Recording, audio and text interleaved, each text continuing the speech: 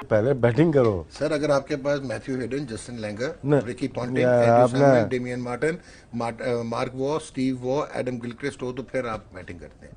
Ian chapel वाली team हो तो आप पहले बैटिंग करते हैं। आप बताएं। उस हिसाब से तो खेलना नहीं चाहिए ना फिर। बड़ा चैलेंज था ये पाकिस्तान के लिए कि किसी ना किसी तरह से फर्म फुटिंग वो रखें टॉस जीतने के बाद इस टेस्ट मैच में। सो ऐसा दिखा नहीं, गेम प्लान तो था मगर एग्जीक्यूशन पुअर थी। देखें, चैलेंज पाकिस्तान ने ये लिया और चैलेंज जो था वो टफ था, मगर पाकिस्तान 126 फॉर 5 ठीक हो गया। लेकिन आपने जो बात की ना कि मैंने और शोएब ने कहा कि टॉस जीत के बैटिंग गलत की, मैं जबरदस्ती फोर्स किया आप दोनों ने मुझे। मैं तो हामी हूँ हमेशा से। वसीम भी इसका गवाह होगा कि पहले बैटिंग करो। सर, अगर आपके पास Matthew Hayden, Justin Langer, Ricky Ponting, यार एंड्रू आपने Samuel, Damien Martyn, Mark Waugh, Steve Waugh, Adam Gilchrist हो तो फिर आप बैटिंग करते हैं। इयन चैपल वाली टीम हो तो आप पहले बैटिंग करते हैं। आप बताएं। उस हिसाब से तो खेलना नहीं चाहिए ना फिर। वॉकओवर दे देते। वैसे हालत तो हो गई। नहीं टॉस यार, इसमें बारिश ने बड़ा अफेक्ट किया गेम को। पार्टनरशिप लगी है लेकिन इन एंड आउट होकर विकेटें गिरती नहीं। लोग ये बहुत बड़ा फैक्टर होता है क्रिकेट में। लेकिन फिर भी 5 विकेटें गिर जाना बहुत ज़्यादा है। अब देखना है हमें 200 तक कैसे पहुंचते हैं। जिस तरह विकेटें गिर जाना, नहीं जिस तरह से क्या गिरे, विकेटें गिर गई, चाहे रन आउट हो चाहे स्टंप हो। लेकिन राशिद भाई 200 का अभी भी चांस है कि बाबर और रिजवान आ दे। रिजवान अच्छा प्लेयर है, बाबर दोनों इन फॉर्म बैट्समैन है। और रिजवान भी खाम खा ज़ेरे अताब आया हुआ है। क्यों, किस बात पे? आजकल हर जगह जो क्रिटिसाइज हो रहा है कि क्रिटिसाइज नहीं हो रहा, डिस्कस हो रहा है। नहीं, लेकिन गलत है ना। आप जैसे लोग कम थोड़ी हैं पाकिस्तान में, बहुत नहीं, मेरे जैसे क्या मतलब, मैंने कब किया है? मैंने आप बात बताएं ना जरा, मैंने कब? वसीम भाई आज ये खुले हुए हैं, जरा आप बात करें इनसे। वसीम भाई सर, ऑन ए वेरी, मैंने एक वर्ड बोला था प्रैग्मेटिक। उस तरह का अगर मुझे एनालिसिस आप दें, पहले टेस्ट में ओल्ड ट्रैफर्ड में टॉस जीत के पहले बैटिंग करना वेरी वायबल लुकिंग, बहुत अच्छी बात थी। इधर आज बनता था।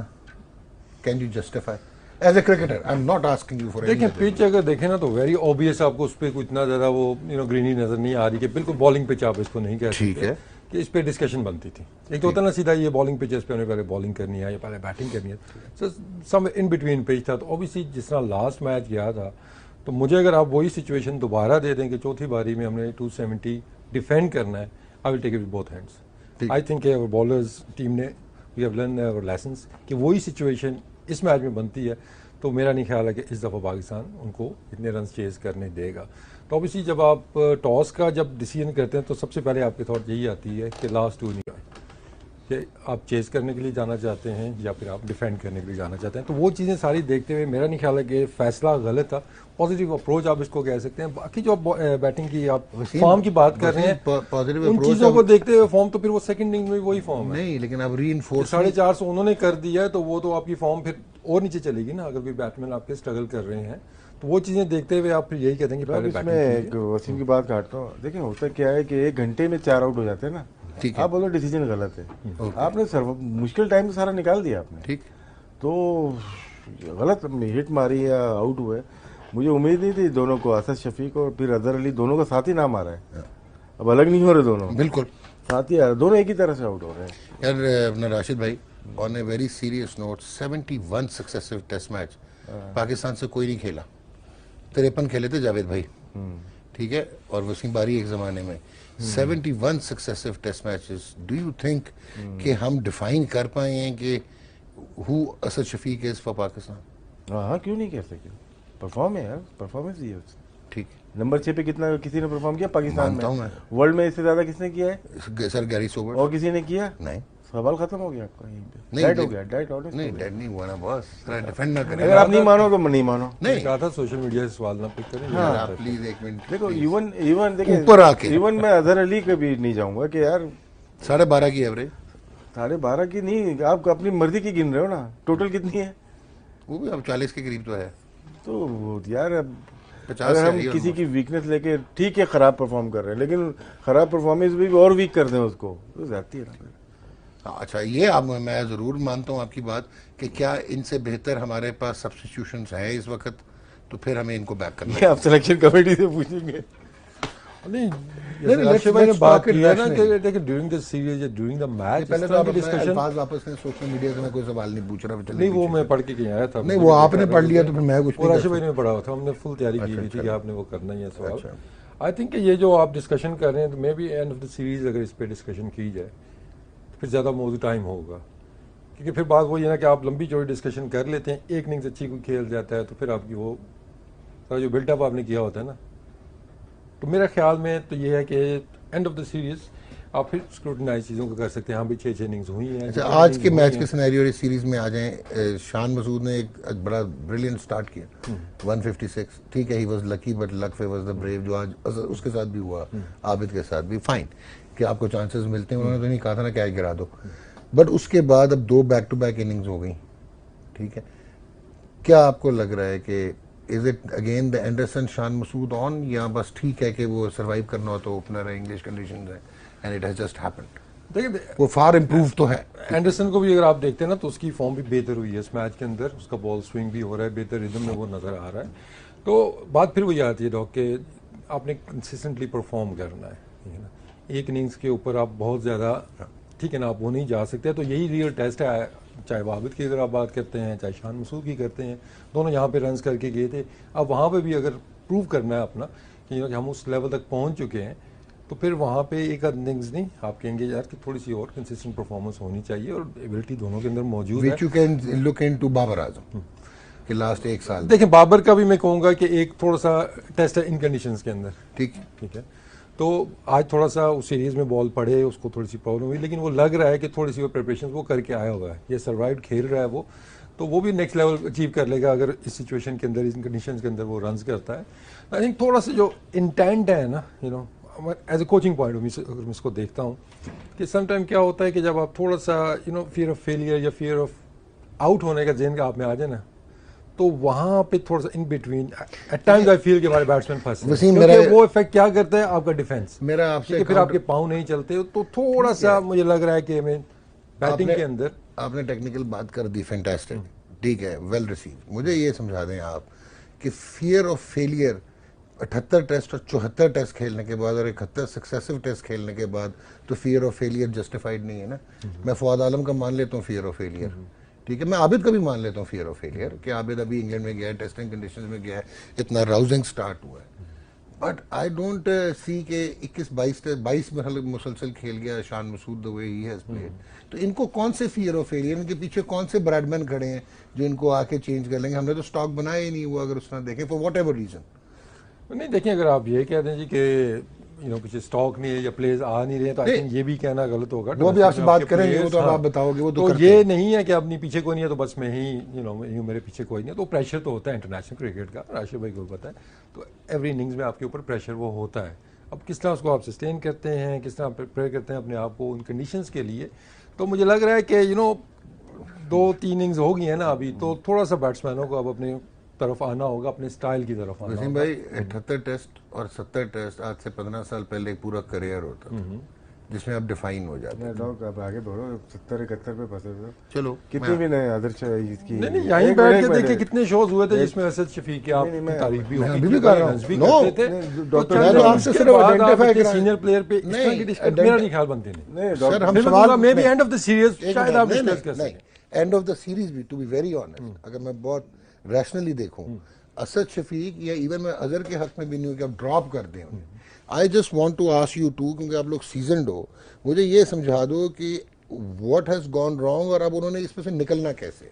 आई एम नॉट टॉकिंग कि आप जी अब सवाल किया है ना आपने, फंस गए थे आप भी। नहीं, मैं फंसा नहीं था। चलें ये बताएं, आपसे सवाल कर रहा हूँ, अजहर अली 78 कितने जीता है पाकिस्तान जब अजहर अली खेला 78? मुझे टू बी वेरी ऑनेस्ट नहीं पता। कर लिया करो, 33 टेस्ट मैच जीता है, ठीक है, 31 असद शफीक जीता हुआ है। आप 37 में से 25 जीते थे। नहीं, मैं मेरे को छोड़ दो ना, अच्छा। हम तो हेल्प ही थे है ना, हम तो भूल गए खेलना भी। खैर विन का है, एक बुरा टाइम आया हुआ है, ठीक है, अब निकलना कैसे चले ना अभी निकलना कैसे, प्रॉब्लम बहुत ज़्यादा हो गई हैं। वसीम एग्री बिल्कुल नहीं करेगा, मिकी आर्थर के जाने के बाद मिसबाह उल हक बने, थोड़ा उन्होंने झंझोला इनको, इनकी बैटिंग को किया होगा, डिफरेंट स्टाइल मेथड होता है कोचिंग का, उनसे नहीं संभला तो यूनुस खान को लाना पड़ा, टोटली डिफरेंट है, वो माइंड गेम है, माइंड से खेलता है प्लेयर के ना, तो टाइम चाहिए हर एक को। और इन दोनों का जो स्टाइल है, ये दोनों स्टाइल वही है पुराने वाले स्टाइल से खेल रहे हैं। ओके, ये दोनों फ्रंट फुट पे कमिट हो रहे हैं, दोनों को जगह जो स्लिप लग रही है फ्रंट फुट पे कमिट हो रहे हैं अब। ठीक है, अजहर ने इसमें थोड़ा सा अपने आप को ओपन किया, यार शोल्डर थोड़ा किया, टैक्टिक्स चेंज की, टेक्निक वही है जब आप कर लेते हो, लेकिन आपका बैक फुट पे वेट नहीं आ रहा। इंग्लैंड में जब नेव बॉल पे आप अगर जैसे आबिद अली ने सर्वाइव किया, लेट खेल रहा है, वो लेट खेल रहा है, बैक फुट पे खेल रहा है ना, ये आगे जा रहे हैं, ये जितना आगे जाएंगे उतना फंसते जाएंगे। इंजमाम की लॉर्ड्स की बैटिंग देखें या सईद अनवर की ओवल की देखें 96 की, उसमें क्या होता है कि जाते ऐसे ही थे, वेट होता था, लेकिन जब चौका मारते थे ना, वो यूं नहीं मारते थे, वो पूरा बल्ला बैट स्विंग तेज होती थी, अगर एज भी लगती थी स्लिप के ऊपर से जाती थी, जब वो रोक रहे होते थे लगती थी तो स्लिप में सईद अनवर या इंजमाम की लगती थी। इनकी जो स्लिप लगी ना, हाँ यूँ रोकते हुए लगी हैं या हल्के से मारते हुए लगी। जब अब कितने इंच का बैट होता है यार, ये क्या नाम है वसीम, किसका बैट, ठीक है ना, इधर देखें, जब ये किया ना आपने, जब आप एंगल करते हो तो हाफ बैट हो गया, ठीक, हाफ बैट होगा तो चांसेस आपके क्या है स्लिप में जाने के होते हैं, वही चीज हो रही है। फुल फेस जैसे आबिद अली खेलता था, बीच में आके पूरा बल्ला साथ में होता, सीधी जाती। आबिद की आज की इनिंग्स को कैसे रेट करेंगे? 60 वैसी नहीं की, लेकिन फिर भी जिस आप जैसे कमेंट कर रहे थे कि ये इसको ड्रॉप कर देंगे, नहीं, मैं नहीं उसके लिहाज से तो मेरे ऊपर न डालें, आपको पूरी गेम पता है, ऑन एयर आप बोलेंगे। आप लोग बताएं, अच्छा चलो, आप लोग बताएं, ये आपको बोल रहे पूरी थे गेम पता है। वो ड्रॉप ही नहीं होता, आप लोग खामखा क्रिएट करते हो कि मैं नहीं क्रिएट कर रहा, आपने की थी, आप सोशल मीडिया पढ़ के आके बोलते हैं ड्रॉप मैं हो रहा है। सोशल मीडिया भी नहीं बोल रहा, फिर मैं ब्रेक ले रहा हूँ जी, मैं क्योंकि इनको ब्रेक क्या भाई, ये कौन सा प्रोग्राम हुआ कि मैं ब्रेक ले रहा हूँ? कौन सा वो मार बात रहे हैं? करो, जो है वो है। और भाई मैं बता रहा हूँ, देयर आर पीपल जो कि आपकी नहीं टीम हो के सकता। अंदर कह रहे हैं नहीं, कि नहीं, नहीं। बच्चा बहुत अच्छा खेल रहा है, बेहतरीन बैटिंग वो कर नहीं रहा है। खेल रहा ना, वो नहीं खेला ना मैच, नहीं खेल सकता था ना इतनी परफॉर्मेंस के बाद। क्यों क्रिएट करते हैं चीजें? अच्छा चलें, आप तो बड़े मासूम और मजलूम है। 126 पे 5 खिलाड़ी आउट हैं पाकिस्तान के, सो हालत पतली है और कमजोर परफॉर्मेंस गिनी जाएगी, इसलिए कि ऑप्शन आपने पिक किया टॉस जीत के पहले बैटिंग करने का। मुश्किल कंडीशंस थी बैटिंग के लिए, ओवरकास्ट कंडीशंस थी, फिर बारिश भी एक्सपेक्टेड थी सारा दिन, सो प्लेयर्स को कभी अंदर जाना था कभी बाहर। बैटिंग पॉइंट ऑफ व्यू से ये मुश्किल होता है कि कॉन्सेंट्रेट करना, कि 10 मिनट की बैटिंग, 15 मिनट आप बाहर चले गए, फिर वापस आए, फिर से गार्ड लिया, फिर से तैयारी की, फिर हर 15 मिनट के बाद ऊपर जो कंडीशंस थी वो बदल रही थी, कभी सूरज निकल रहा था, कभी बादल थे, कभी गेंद लंबा स्विंग, कभी कम स्विंग। सो उस लिहाज से बहुत बड़ा चैलेंज था ये पाकिस्तान के लिए कि किसी ना किसी तरह से फर्म फुटिंग वो रखें टॉस जीतने के बाद इस टेस्ट मैच में। सो ऐसा दिखा नहीं, गेम प्लान तो था मगर एक्सिक्यूशन पुअर थी। देखें, चैलेंज पाकिस्तान ने ये लिया और चैलेंज जो था वो टफ था, मगर पाकिस्तान को अगर बड़ी टीम बनना है तो ये ऐसे चैलेंजेस लेने पड़ेंगे। सो उस लिहाज से ये ब्रेव डिसीजन था अजहर अली का और सेल्फलेस डिसीजन भी था, दाद देनी पड़ेगी, क्योंकि इनको पता था ऐसी कंडीशंस में अगेंस्ट ब्रॉड एंड एंडरसन इनकी नंबर 3 पे जल्दी से पेशी हो सकती है क्रीज पे, क्योंकि ओपनर्स पे बहुत प्रेशर था टू सर्वाइव, और ऐसा ही हुआ। मगर ये घबराया नहीं और इन्होंने टीम के मफाद के लिए ये डिसीजन लिया।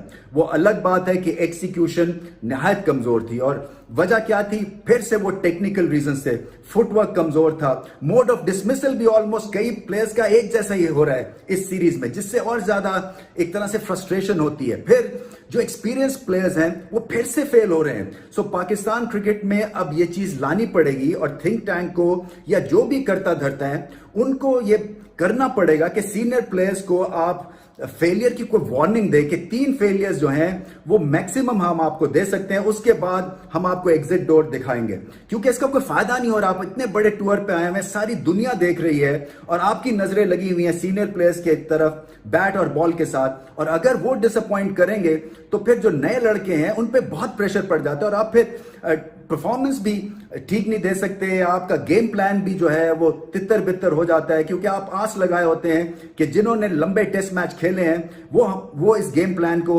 इनेक्ट करेंगे और एग्जीक्यूट करेंगे। ऐसा हो नहीं रहा है। सो नए प्लेयर को तो आप चांसेस दीजिए बिल्कुल, अगर आप समझते हैं उसमें टैलेंट है, मगर जो पुराने प्लेयर्स हैं, एक्सपीरियंस प्लेयर्स हैं, अगर वो परफॉर्म नहीं कर रहे हैं तो फिर आप उनको बार बार चांस नहीं देंगे, क्योंकि टेस्ट क्रिकेट में पाकिस्तान की रैंकिंग 7वें या 8वें नंबर पे है। सो यहाँ पे एक्सपेरिमेंट करने की गुंजाइश है, क्योंकि इससे खराब आप जा नहीं सकते हैं। सो इससे अच्छा है कि कुछ आपको 2-3 नए स्टार्स मिल जाएंगे जो आपको 10 साल तक सर्व कर दे, अगर आप उनको खिलाएं। और ये मुश्किल टूर है, और मुश्किल टूर में अगर नया प्लेयर चल जाता है तो उसका कॉन्फिडेंस बहुत बढ़ जाता है और उसका दिल जो है वो बहुत बढ़ जाता है। तो ये भी पाकिस्तान को सोचना है कि कब तक हम जो है एक टिमिड पॉलिसी के तहत एक्सपीरियंस के बैंक करते रहेंगे कि अभी हमें ये रेस्क्यू एक्ट में दिखेंगे और अभी ये हमारी जो गेम प्लान है उसको एग्जीक्यूट अच्छा करेंगे। ऐसा हो नहीं रहा और फेलियर्स दिखने पे आ रहे हैं और ऐसे ज्यादा काम देर तक चल नहीं सकता।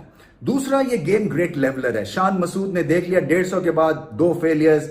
फवाद आलम जिनके पीछे आज पूरा पाकिस्तान खड़ा था और दुआएं मांग रहा था कि ये चल जाएं, क्योंकि फर्स्ट क्लास में बेइंतहा इन्होंने रन्स के ढेर लगाए हुए हैं और अपना स्ट्रॉन्ग केस प्लीड करते रहे कई सालों से। सो उनको मौका मिला, मुश्किल कंडीशंस में मौका दिया गया कहना पड़ेगा, मगर एक स्टनिंग फेलियर था। शायद इनका जीरो भी जो है वो अखबारों में हेडलाइन लगा है, क्योंकि इतनी ज्यादा इनकी फॉलोइंग थी और लोग इनके केस को स्टडी कर रहे थे कि क्यों इनको नहीं बारी मिलती, क्यों नहीं इनको चांस मिलता। उससे जब चांस मिला 8-10 साल के बाद तो ज्यादा कुछ कर नहीं सके। सो ये ग्रेट लेवलर है। फवाद आलम इस टेस्ट मैच से पहले यहां थे, एकदम से ग्राउंडेड हो गए होंगे, मगर मुश्किल कंडीशंस थी बैटिंग के लिए। सो उम्मीद यही करते हैं कि जब अगली इनिंग्स आए तो उसमें कुछ ये कर सकें।